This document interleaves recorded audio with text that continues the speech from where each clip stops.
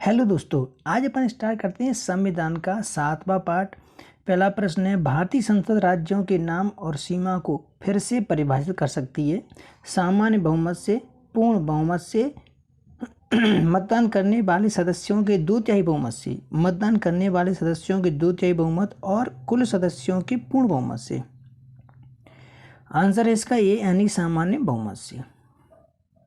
व्याख्या, सरकार नए राज्यों का निर्माण और वर्तमान राज्यों के क्षेत्र सीमा योग नामों में परिवर्तन करने के लिए राष्ट्रपति की सिफारिश पर ही विधेयक को संसद के दोनों सदनों में पेश कर सकती है तथा ऐसे विधेयक को साधारण बहुमत से पास किया जाता है।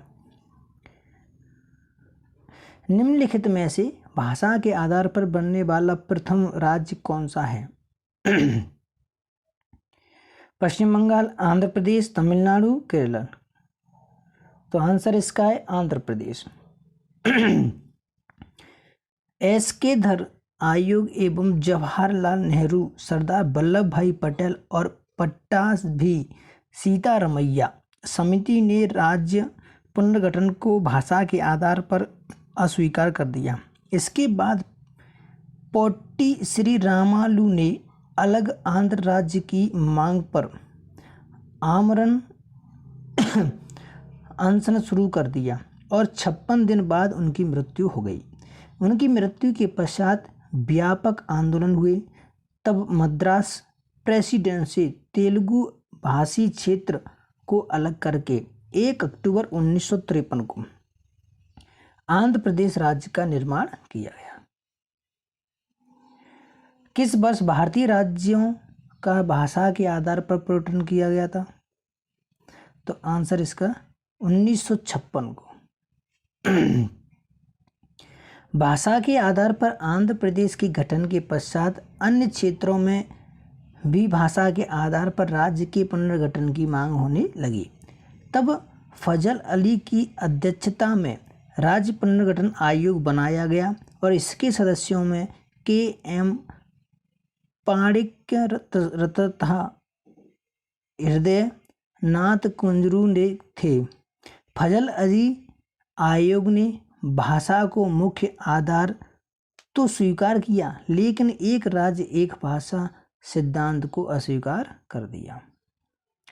राज्य पुनर्गठन आयोग बनाया गया और इसके सदस्यों में के.एम.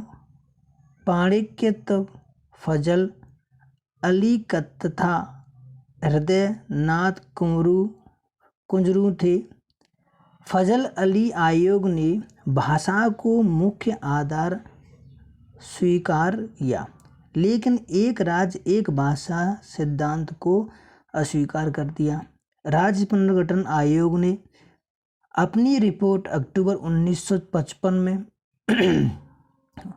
सौंप दी, जिनके जिम्मे आधार थे भाषाई और सांस्कृतिक एकरूपता, देश की सुरक्षा तथा एकता का परिणाम, वित्तीय, आर्थिक एवं प्रशासनिक संज्ञान योजना निर्माण तथा जनता का कल्याण व संविधान संशोधन विधेयक 1956 राज्य पुनर्गठन अधिनियम को कार्यान्वित किए लिए पारित किया गया।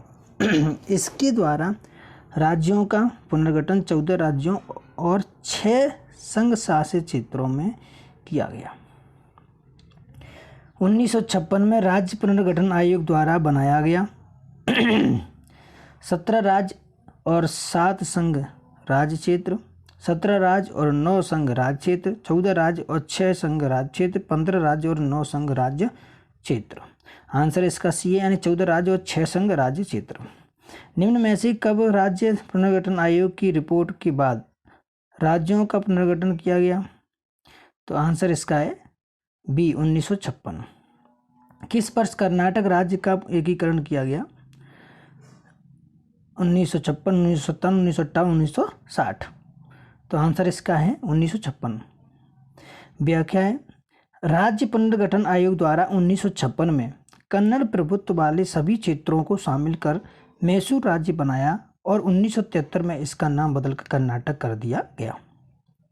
निम्न में से किस समिति ने पंजाब पुनर्गठन एक्ट के आधार पर पंजाब और हरियाणा को राज्य बनाने की सिफारिश की?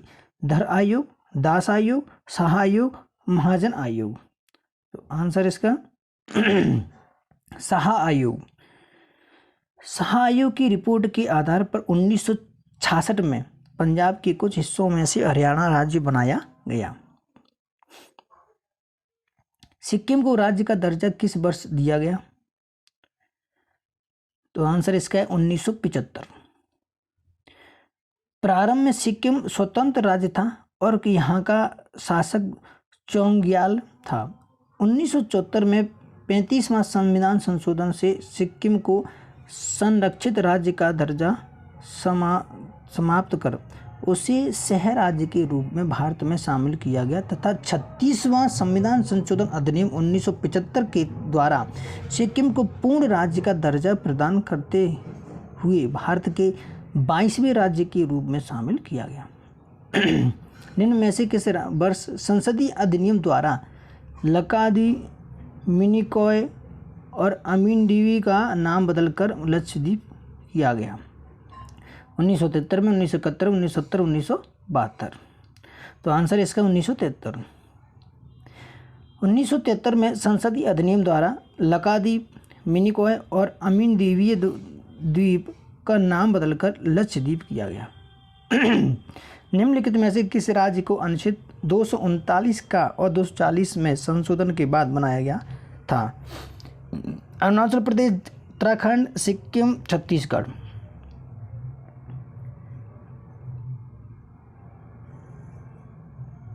आंसर है ए, अरुणाचल प्रदेश को।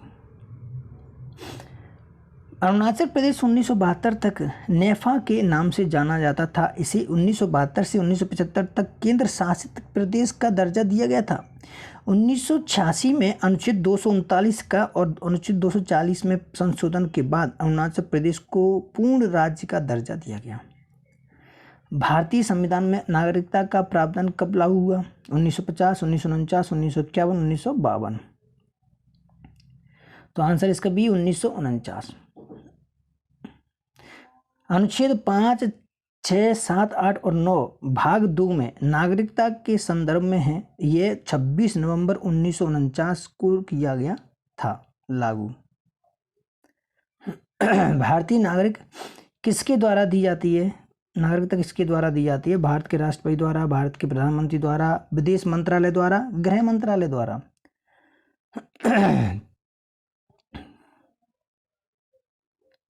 तो आंसर इसका डी है, यानी गृह मंत्रालय द्वारा। गृह मंत्रालय के विदेशी प्रभाव द्वारा भारतीय नागरिकता का दी जाती है। इस संदर्भ में संसद द्वारा भारतीय नागरिकता अधिनियम 1955 में पारित किया गया है। भारतीय संविधान का कौन सा अनुच्छेद संसद को नागरिकता का अधिकार विनियमित करने की शक्ति देता है? अनुच्छेद 8, अनुच्छेद 10, अनुच्छेद 9, अनुच्छेद 11। तो आंसर डी, अनुच्छेद 11। अनुच्छेद 11 के अंतर्गत संसद को नागरिकता के संबंध में विधि बनाने की शक्ति दी गई है। इसके तहत संसद ने भारतीय नागरिकता अधिनियम 1955 पारित किया। भारतीय नागरिकता 5 प्रकार से प्राप्त की जा सकती है। नंबर 1 जन्म, नंबर 2 वंश परंपरा, नंबर 3 पंजीकरण, नंबर 4 देशीकरण, नंबर 5 भूमि के अर्जन द्वारा। निम्न में से कौन सी संस्था नागरिकता अर्जन के लिए शर्त निर्धारित कर सकती है? चुनाव आयोग, संसद, राष्ट्रपति, संसद और विधानसभा। तो आंसर है इसका बी, यानी संसद। भारतीय नागरिकता निम्न में से किन विधियों द्वारा प्राप्त की जा सकती है? आनुवांशिक अनुरोध द्वारा, जन्मन द्वारा, पंजीकरण द्वारा। ए में 1 और 2, बी में 2 और 3, सी में 1, 4 और 3, डी में 4, 2, 3। तो आंसर इसका सी, 1, 4 और 3, यानी कि आनुवांशिक द्वारा, पंजीकरण द्वारा और जन्मन द्वारा। भारतीय नागरिकता अधिनियम 1955 के अनुसार भारतीय नागरिकता निम्नलिखित 5 प्रकार से प्राप्त की जा सकती है: जन्म, वंश परंपरा, पंजीकरण, देशीकरण, भूमि के अर्जन द्वारा, आधारों पर नागरिकता प्राप्त की जा सकती है, जबकि अनुरोध द्वारा नागरिकता प्राप्त नहीं की जा सकती। कोई व्यक्ति भारतीय नागरिक नहीं होगा यदि वह विदेश में 5 वर्ष से अधिक रहा हो, विदेशी न्यायालय द्वारा दंडित किया गया हो, स्वेच्छ से दूसरे देश की नागरिकता ग्रहण कर चुका है, दूसरे देश में रोजगार स्वीकार कर चुका। तो आंसर सी है इसका, स्वेच्छ से दूसरे देश की नागरिकता ग्रहण कर चुका। भारत में एकल नागरिकता का प्रावधान किया गया है। कोई व्यक्ति भारतीय नागरिक नहीं होगा यदि वह स्वेच्छा से किसी अन्य देश की नागरिकता ग्रहण कर लेता है। निम्न में किस अनुच्छेद के तहत एक नागरिक को नागरिकता का अधिकार प्रदान किया जाता है जो पाकिस्तान से प्रवास करके भारत आई है? अनुच्छेद 4, अनुच्छेद 6, अनुच्छेद 8, अनुच्छेद 10। तो आंसर बी है अनुच्छेद 6 के तहत। अनुच्छेद 6 के अनुसार पाकिस्तान में भारत आने वाले व्यक्तियों की नागरिकता के अधिकार के संदर्भ में है। ऐसा व्यक्ति जो पाकिस्तान से भारत आया है भारत का नागरिक समझा जाएगा यदि उसके माता पिता या पितामह में से किसी का जन्म अविभाजित भारत में हुआ हो, या तो वह 19 जुलाई 1948 के पूर्व भारत आकर सामान्यतः रह रहा हो तथा संविधान के लागू होने के पूर्व भारतीय नागरिकता का पंजीकरण करा लिया हो। इनमें से कौन से वर्ग के नागरिक को जो कि निर्धारित उम्र के हैं एक मतदान के तौर पर पंजीकृत किया जा सकता है? नंबर 1, दिवालिया घोषित किया गया हो। नंबर बी, अपराध या भ्रष्टाचार के लिए दोषी ठहराया गया हो। नंबर सी, अप्रवासी नागरिक। डी, मानसिक रूप से अस्वस्थ। तो आंसर सी है अप्रवासी नागरिक। अप्रवासी भारतीय नागरिक जिनके पास भारतीय पासपोर्ट हो और भारत से बाहर 180 दिनों तक रह रहा हो उसको नागरिक और राजनीतिक सभी अधिकार प्राप्त होते हैं और वह एक पंजीकृत मतदाता हो सकता है। निम्न में से कौन सा अनुच्छेद इंडिया को भारत के रूप में वर्णित करता है? अनुच्छेद 1, अनुच्छेद 3, अनुच्छेद 2, अनुच्छेद 4। तो आंसर इसका ए है अनुच्छेद 1। भारतीय संविधान के भाग 1 में संघ और उनके राज्य क्षेत्र का उल्लेख अनुच्छेद 1 से 4 तक किया गया है, जिसमें अनुच्छेद 1 में कहा गया है कि भारत अर्थात इंडिया राज्यों का संघ होगा। भारत की नागरिकता कितने तरीकों से प्राप्त की जा सकती है? 3, 4, 5, 6। तो आंसर सी है इसकी 5। भारतीय संविधान के भाग 2 में नागरिकता का उल्लेख किया गया है। भारत की नागरिकता 5 प्रकार से प्राप्त की जा सकती है: वंशानुगत से, जन्म से, पंजीकरण से, भारतीय संघ में नए क्षेत्र के समावेश या एकीकरण द्वारा, देशीकरण से। भारत की नागरिकता कितने प्रकार से समाप्त हो सकती है? 1, 2, 3, 4। तो आंसर इसका सी है 3 प्रकार से। कोई भी भारतीय 3 प्रकार से अपनी नागरिकता समाप्त कर सकता है: परित्याग यानी स्वेच्छा से छोड़कर, समाप्ति यानी जिसने दूसरे देश की नागरिकता ग्रहण कर ली हो, संविधान के प्रति अनिष्ठा दिखाने पर। भारत में किस तरह के संघवाद को देखा जाता है? ए, सहसंबंध परिसंघ, बी, सहसंबंध परिसंघ और एकजुट संघवाद, सी, इनमें से कोई नहीं, एकजुट संघवाद। एकजुट संघवाद। संघवाद एक राजनीति इकाई है जिसमें केंद्र सरकार की स्वशासित राज्यों पर मजबूत प्रभाव होता है और भारत में राज्य संघ से अलग नहीं हो सकते। भारतीय संघवाद राज्यों को एकजुट करता है। भारत में नए राज्यों का निर्माण किसके द्वारा संपन्न किया जाता है?